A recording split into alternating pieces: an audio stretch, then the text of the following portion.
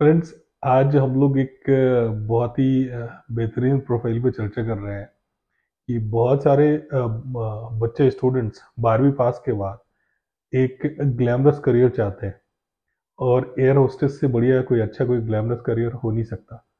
और आज के टाइम में आपको पता है कि इंडिया की इकोनॉमी बहुत तेज़ी से ग्रो कर रही है। तो उसी हिसाब से इंफ्रास्ट्रक्चर भी डेवलप हो रहा है, नए नए एयरपोर्ट बन रहे हैं। और इसलिए इस इंडस्ट्री में बहुत सारे जॉब अपॉर्चुनिटी भी आ रहे हैं। तो इसी पे हम लोग चर्चा करते हैं और मैं आपको डिटेल में बताऊंगा कि एयर होस्टेस में क्या करियर है बच्चों का, किस तरह का करियर है, क्या वो अर्न कर सकते हैं, क्या काम करना होता है, क्या क्या पॉइंट है, क्या एलिजिबिलिटी क्राइटेरिया है, और किस तरह का प्लेसमेंट जॉब मिलता है उनको, कितनी सैलरी मिलती है, फॉरेन में प्लेसमेंट मिलता है और फॉरेन एयरलाइंस क्या पे करती है। ये सारी चीज़ें मैं आपको आज डिटेल में बताऊंगा। आपको पता है कि हिंदुस्तान में लगभग 137 एयरपोर्ट्स हैं अभी, और जिसके अंदर 39 एयरलाइंस कंपनीज है जो हिंदुस्तान में ऑपरेट कर रही है। इस 137 एयरपोर्ट्स में 103 एयरपोर्ट्स जो है वो डोमेस्टिक है, और 24 इंटरनेशनल एयरपोर्ट है, और बाकी के जो 10 एयरपोर्ट है वो बेसिकली कस्टम्स के लिए। वहाँ पे कस्टम से रिलेटेड कारोबार होता है, और वहाँ से जो चीज़ें फॉरेन से आती है जाती है उसके लिए इस्तेमाल किया जाता है। तो आप मतलब आप इससे अंदाज़ा लगा सकते हैं कि एयर होस्टेस में कितना ब्राइट करियर है, कितना ग्लैमरस करियर है, और काफ़ी अच्छी सैलरी भी मिलती है बच्चों को। लड़के लड़कियां दोनों ही इस जॉब के लिए अप्लाई कर सकते हैं, दोनों ही अप्लीकेबल है और काम कर भी रहे। बेसिकली एयर होस्टेस क्या होता है, एयर होस्टेस क्या होता है? एयर लाइंस में ट्रैवल किया होगा, और वहाँ पे आपको ये देखने को मिला होगा कि जब आप एयरलाइंस में एंटर करते हैं तो वहाँ हमें एक फीमेल या मेल ग्रीट करता है। बेसिकली वो एयर होस्टेस होता है जो हमें वहाँ पे ग्रीट करता है। और एयर होस्टेस की ड्यूटी ये होती है कि जो भी एयरलाइंस में ट्रैवल कर रहे गेस्ट हैं उसकी सुरक्षा का, उसके खान पान का और उसकी ज़रूरतों का ध्यान रखना। और कई बार उनको थोड़ी साफ सफाई भी करनी होती है। तो ये बेसिकली एयर होस्टेस का काम होता है। और वो हमें सुरक्षा जानकारी देते हैं, जब हवाई जहाज खुलता है तो एग्जिट डोर कहाँ पे, इमरजेंसी एग्जिट कहाँ है, और बाकी चीज़ों को डिटेल में बताती हैं। तो ये बेसिकली एयर होस्टेस का काम होता है। और इस जॉब के लिए बेसिकली क्या क्या इम्पोर्टेंट रिक्वायरमेंट है, क्या क्या क्राइटेरिया है, वो मैं आपको डिटेल में बताऊंगा। देखिए, एयर होस्टेस बनने के लिए अगर ज़्यादातर डिमांड वैसे फीमेल की होती है, but male are also applicable for this job.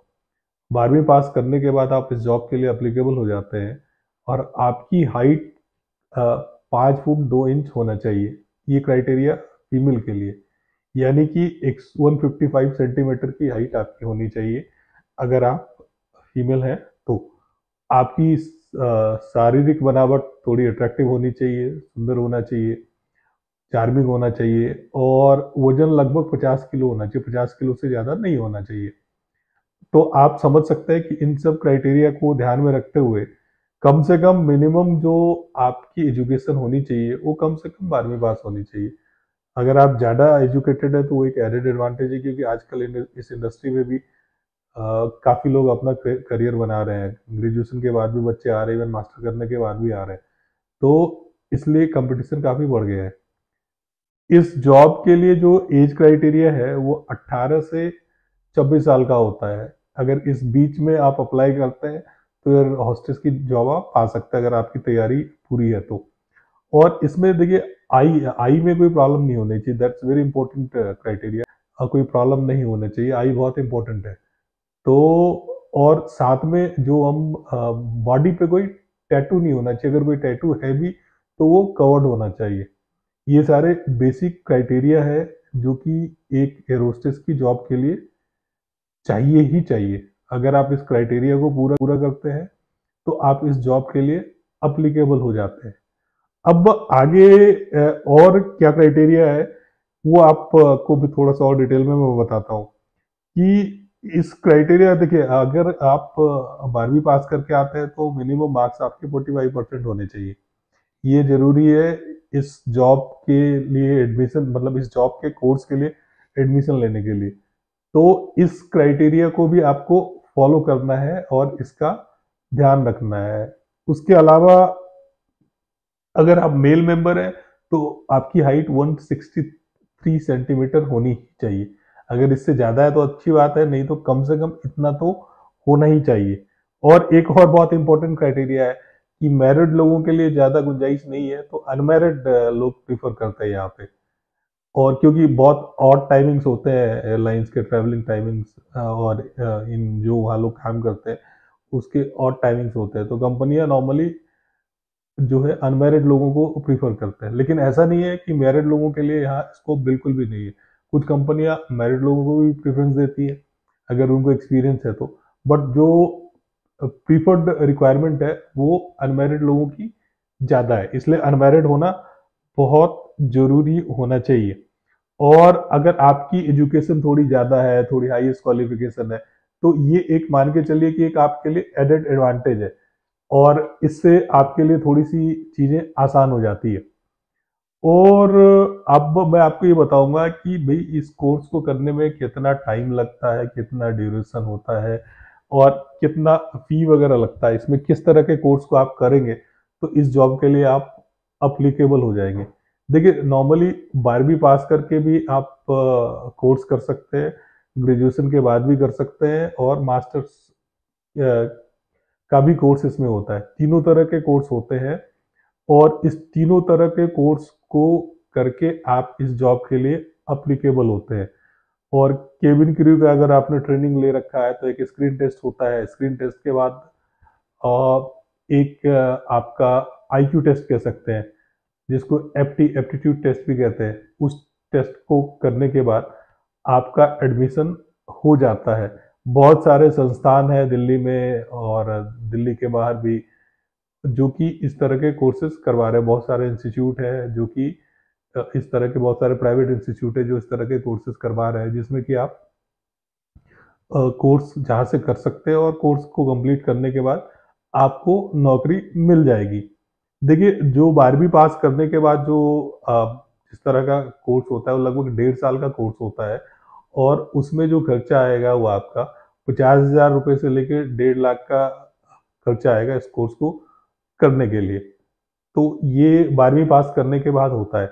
अगर आप ग्रेजुएशन के बाद मतलब 12वीं पास करने के बाद अगर आप इसमें ग्रेजुएट डिग्री लेते हैं तो आपको पता है ग्रेजुएशन 3 साल का होता है।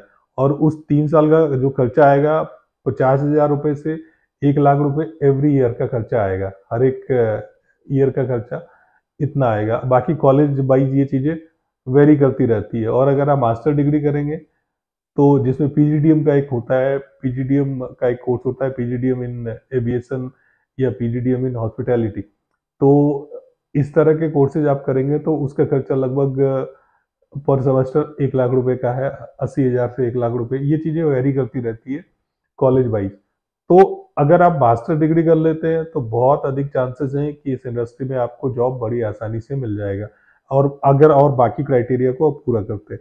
लेकिन ऐसा नहीं है कि 12वीं पास बच्चों को जॉब नहीं मिलता, 12वीं पास बच्चे को भी जॉब मिलता है। क्योंकि इंडस्ट्री इतनी बड़ी हो गई है और इतनी बड़ी हो रही है दिनों दिन कि जॉब अपॉर्चुनिटी बहुत ज़्यादा है। तो बहुत स्कोप है इसमें जॉब करने का। तो अगर आप इसमें करियर बनाना चाहते हैं तो ये बहुत बढ़िया है। अब मैं आपको ये बताऊंगा कि भाई एयर होस्टेस को का कोर्स करने के बाद किस किस तरह की जॉब आपको मिल सकती है। एक तो देखिए, जो प्राइम टारगेट होता है सबका वो ये होता है कि हम एयर होस्टेस बने या केबिन क्रू बने। तो एयर होस्टेस और केबिन क्रू दोनों के लिए इस कोर्स को करने के बाद आप अप्लीकेबल हो जाता है इस जॉब को।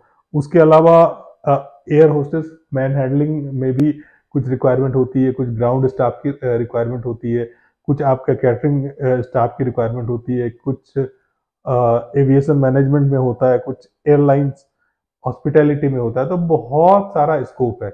और जहां तक सैलरी की बात है, अगर आप 0 से 1 साल का एक्सपीरियंस है तो कहीं ना कहीं आपकी सैलरी 30 से 40 हजार रुपये होती है।